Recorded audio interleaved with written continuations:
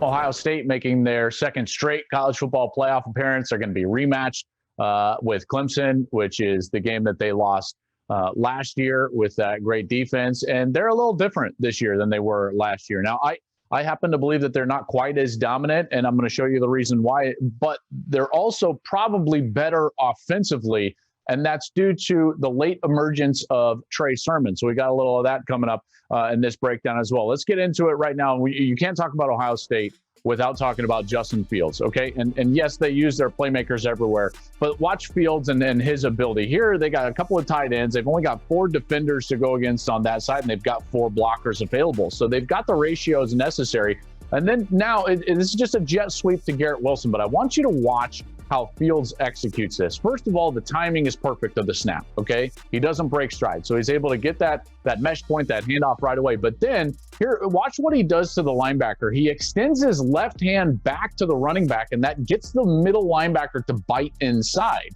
See, it's that little detail there that you often probably miss, but creates a big play. So you get the misdirection of the linebacker, and then boom, it's right there. Again, against Penn State, he recognizes coverage. I think his details have been really good this year. You can clearly see that he studies well. He knows that he's got free access. That means that the corner has deep responsibility, and then he just pitches it out there to Chris Olave. It's an easy throw and catch for easy yards. Here, he's got a run-pass option, but he sees that the safeties are going to be low, and after he reads that ball out, he sees that he's got another easy free access throw to the outside. So rather than trying to run the football against those low safeties, why not just pitch it out there in kind of a one-on-one scenario, and he gets it done, Garrett Wilson, free yardage.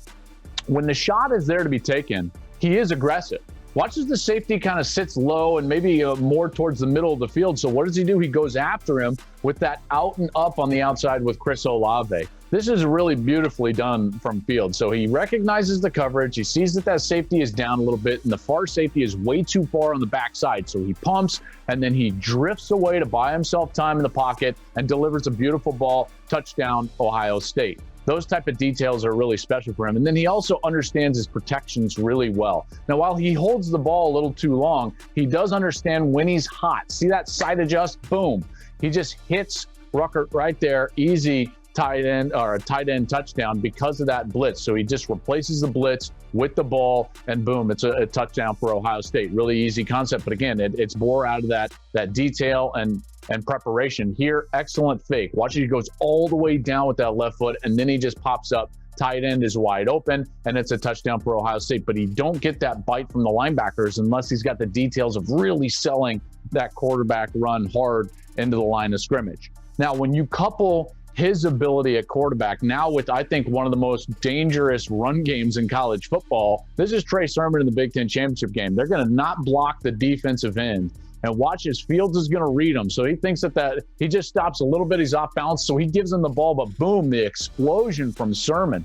Terrific blocking by the offensive line. This is something that we hadn't seen since J.K. Dobbins, as well as Master Teague ran the ball. Sermon was really electric in this ball game, and Northwestern was the 4th-ranked rush defense in the country. Watch here. They're worried about Fields. Watch as the linebacker and corner, they pop out to the right side of the offense, leaving that cutback lane for Trey Sermon, and he's able to just cut it back. Great blocking up front. 2 players dismiss themselves from the box towards Fields because they're worried about him running, and Sermon is able to take off. So a little mistake there from Northwestern. It was clearly in the game plan. Same formation, same play. Strong side zone. Again, linebacker gets outside of the box, corner gets outside of the box. They follow Fields, and the cutback lane, that middle of the field, is gone. See how the linebacker kind of removes himself? Now you get 1 block on the inside, and it's a touchdown for Ohio State. Terrific run. Now, if there is a weakness with this team, it's their defense, and more specifically their secondary.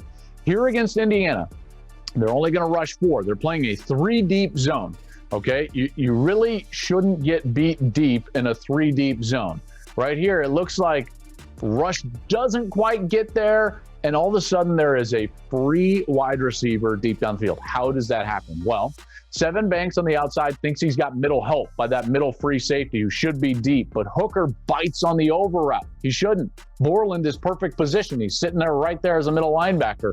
And now Banks is out of position because he thinks he has middle deep help, and he doesn't.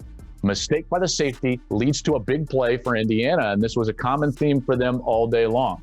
Here, they're going to have another four-man rush that's not quite going to get there. They're going to motion the back out, and the linebacker follows. That tells you it's man-to-man coverage. Man-to-man coverage. You can see it across the board right there. There's one deep safety. They just run that running back on a straight go route, and it's a blown coverage. So Ohio State does not play solid assignment football, in particular in that Indiana game. And right here, this missed assignment leads to a big play for Indiana. They've got to knock them out, and it's another one of these big, long, 30-plus, 35-plus yard plays. Here again, four-man rush, which is not going to quite get to Michael Penix. It's a three-deep zone behind it. And what do? They have a little cross release with their wide receivers, and you're going to see Ty Freifogel wind up wide open again. A couple of mistakes happen on this play.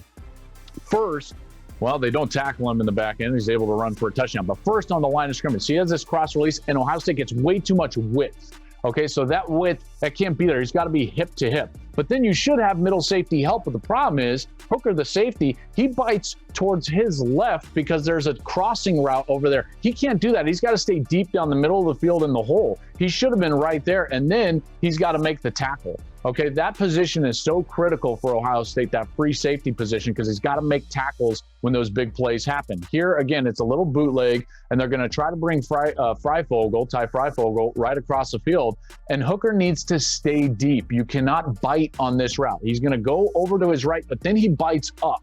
And as soon as he bites up, Freifogel adjusts deep, and Penix sees him and hits him with a beautiful adjustment, and they're able to get a touchdown out of this and another big play. So they've got to fix that safety position in Ohio State. And they started to during the course of the season. Here's another look as the safety bites up. Then the play goes over the top of his head. Again, he's got to stay deeper than the deepest at all times. Here's what I'm talking about. Here's the middle safety. Whatever happens, and this is just a run play, but whatever happens, he's got to be the eraser.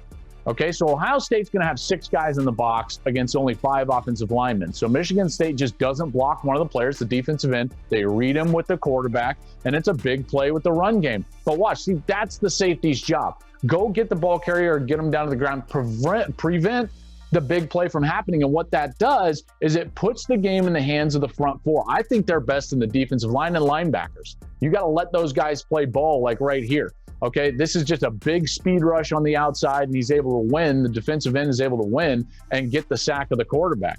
If the game can be in the hands of the defensive front 7, then Ohio State's in good position. Here's another great play. This is Haskell Garrett, and he's able to get his big left hand up there. He bats the ball to himself, and then it's an interception for Ohio State.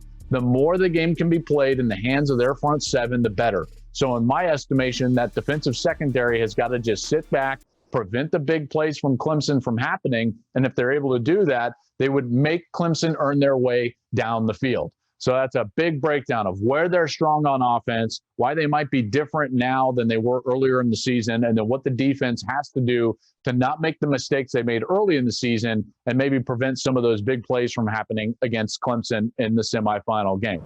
Let's break down Clemson. This is a team playing really good right now, and we start with Trevor Lawrence because Trevor Lawrence is just so good, folks. There's a reason right now that he's considered the number 1 overall pick in the NFL draft. This is just a nice third down. He sees that the safety is back. But watch on this dig route how much anticipation he throws with. Before the wide receiver is even close to out of his break, that ball comes out of his hand and then it's accurate. That anticipation is brilliant. Here, it's a nice little creative concept to the top of your screen. It's really going to be made, though, by Lawrence's eyes. So what they do is they switch release at the top. So the inside receiver, slot receiver, he's going to move outside, and then he's going to gain inside leverage right there. And then he's going to bust inside and go to the post. Okay, so he squeezes out, then he goes to the post. But why is he so wide open? It's because of the eyes of the quarterback. Look at him stare, and then you see in the back end the safety go over to his right side. That little moment, right, the details of that, that's opening up the wide receiver, and then Lawrence throws a beautiful ball down the middle of the field. Here, he manipulates the pocket. He's got room to run, right? And he's athletic. We've seen that. But look at the quick release. His eyes stay downfield, and boom, he's able to hit a wide receiver for a touchdown. There's a manipulation of the pocket, steps up, and then boom, ball comes out, and Clemson runs for a touchdown. Accurate throw, so brilliant. And then you can use his athleticism, and this is what hurt Ohio State so much last year, is the quarterback run. This is a beautiful counter concept quarterback counter. So you're going to pull the guard and the tight end. You're going to fake this pitch to ETN, and then boom. And then he gets the 2 blocks up front, and then he reads the block in the second level so beautifully right there. He reads that block, and then he's off to the right side, and he's gone. So he's athletic enough to hurt you with his feet. But it's not just him. ETN's unbelievable. This is just going to be a compilation of all the ways that they can get him the ball not in the run game, which is so impressive. All these screens against Miami early in the year. And he's so explosive when he gets the ball in his hands. He's so good at running these screens. In fact, they called 8 different screen passes to him in the first half alone against Miami that night, getting him the ball in as many ways as possible. And that's what's so difficult in defending them. Then it's their defense, okay? And their defense, folks, they do so many different things with their defensive front. So this was a traditional 4-3 look. A linebacker walked out, okay? So that's a really traditional look, 4-3. Now they're going to have what looks like kind of be like a 4-man front, but watch as they shift. There's a shift, and the linebacker walks up into the line of scrimmage, and now they've got 4 players just on one side of the ball. They slant them, but there's some confusion up front. Book has to run out of there, and they get a nice defensive play there. Here's another one where they got wide defensive ends and wide 3 techniques. Those defensive tackles are wide, and then they bring pressure from that outside, and they're able to get home. So they overload the edges of the offensive line. That's another front. It provides a lot of confusion. Here, they line up in basically a bear front where they got 5 guys along the line of scrimmage, and they're trying to cover up every offensive lineman. And now you're in a man-to-man situation where you've got to block everybody. It's really creative stuff, and that's one of the reasons it's so difficult to face Brent Venables and that Clemson defense. So it should be an amazing matchup like we saw last year. Clemson and Ohio State face off on Friday, January 1st in the All-State Sugar Bowl. Hey, thanks for watching. If you enjoy that clip, make sure you click subscribe somewhere down here. From game highlights to exclusive interviews and rankings, we've got everything you need as a college football fan right here, College Football on Fox.